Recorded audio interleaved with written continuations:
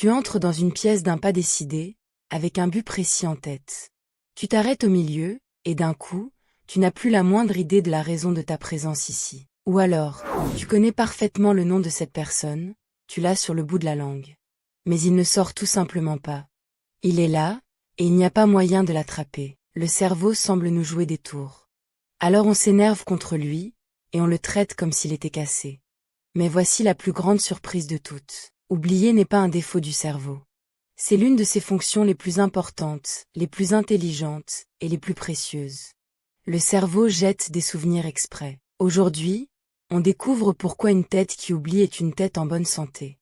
Et pourquoi se souvenir de tout, mais alors vraiment de tout, serait une véritable malédiction. Faisons un jeu, imagine que tu te souviennes de chaque chose, chaque visage, chaque mot, chaque repas de chaque jour de ta vie. Ça ressemble à un super pouvoir, n'est-ce pas? En réalité, c'est une condamnation. Il existe des gens qui se souviennent de presque toute leur vie, jour après jour. Et ils racontent que c'est plus un fardeau qu'un cadeau. Il y a un cas célèbre, étudié par un scientifique il y a bien des années. Un homme qui n'arrivait à rien oublier. Il retenait des pages entières de chiffres, mais il se noyait dans les détails. Son problème était justement là, avec tous ces arbres dans la tête, il n'arrivait plus à voir la forêt. Il ne savait pas saisir le sens général des choses, parce que chaque détail lui criait de la même façon. Voici la première grande vérité. Pour comprendre le monde, tu dois oublier les détails inutiles et ne garder que l'essentiel. Oublier n'est pas le contraire d'apprendre. C'en est une partie fondamentale. Mais à quelle vitesse oublions-nous? Plus vite que tu ne le crois. Un scientifique, il y a fort longtemps, s'est mis à l'étudier sur lui-même, en apprenant des listes de mots sans aucun sens. Et il a découvert une chose impitoyable.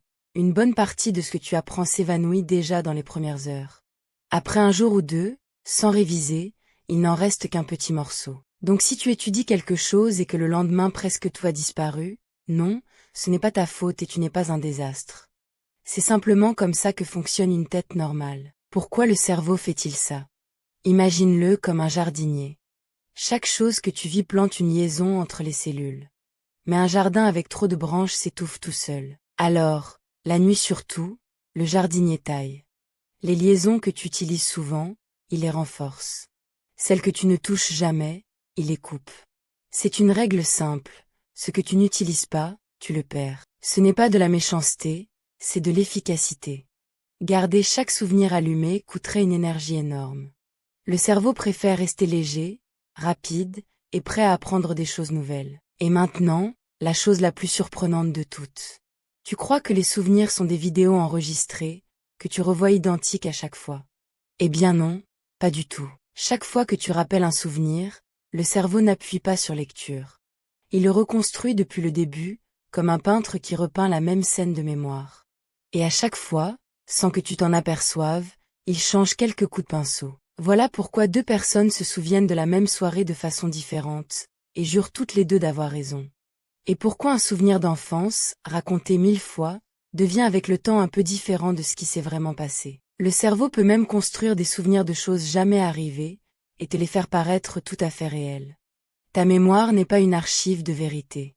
C'est une histoire que tu te racontes, et que tu réécris à chaque fois. Revenons à la pièce dans laquelle tu entrais sans savoir pourquoi. Maintenant, on peut l'expliquer, et la réponse est aussi drôle que vraie.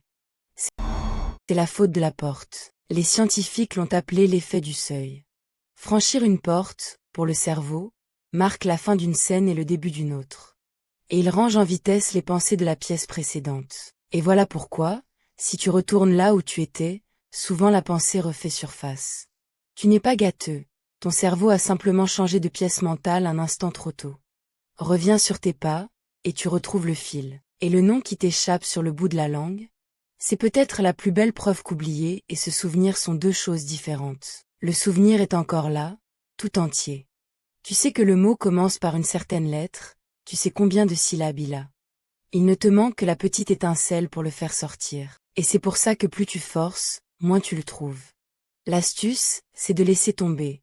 Pense à autre chose, et une demi-heure plus tard, tout seul, le nom surgira. Le cerveau le retrouve quand tu cesses de le presser. Si oublier est naturel, on peut tout de même aider le cerveau à garder les choses qui nous intéressent vraiment. Et les vraies astuces sont peu nombreuses et simples. La première, ne pas tout étudier d'un coup, mais révisée à petite dose, espacée dans le temps. Chaque fois que tu repêches un souvenir juste avant de l'oublier, tu le rends plus solide. La deuxième, tu la connais déjà grâce à nos vidéos, dormir. C'est la nuit que le jardinier range et fixe les souvenirs de la journée.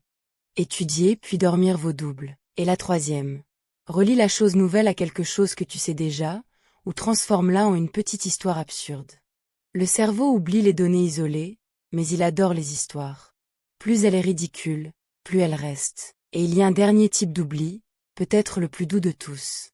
Avec le temps, le cerveau estompe aussi la douleur. Une blessure, un deuil, une mauvaise chute. Tu te souviens que c'est arrivé, mais peu à peu ne ressens plus la douleur avec la même force. S'il n'en était pas ainsi, chaque mauvais souvenir nous bloquerait pour toujours. Oublier, un peu, c'est ce qui nous permet d'aller de l'avant. C'est la manière dont l'esprit soigne ses blessures, pour nous laisser la force de recommencer. Alors, la prochaine fois que tu entres dans une pièce sans savoir pourquoi, ou qu'un nom t'échappe, ne t'énerve pas contre ton cerveau. Il fait exactement son travail. Chaque jour, en silence, il choisit ce qui vaut la peine d'être gardé et ce qu'il faut laisser partir, pour te faire de la place, pour te faire comprendre, pour te garder léger. Oublier est le prix que tu paies pour un esprit qui fonctionne. Tu n'as pas une mauvaise mémoire. Tu as un cerveau qui sait choisir. Et une pincée d'oubli, chaque jour, c'est justement ce qui le garde sain, rapide et libre. Si tu ne retiens qu'une seule chose de cette vidéo, que ce soit celle-ci, abonne-toi. Pour le reste, pour l'oublier, ton cerveau s'en charge déjà.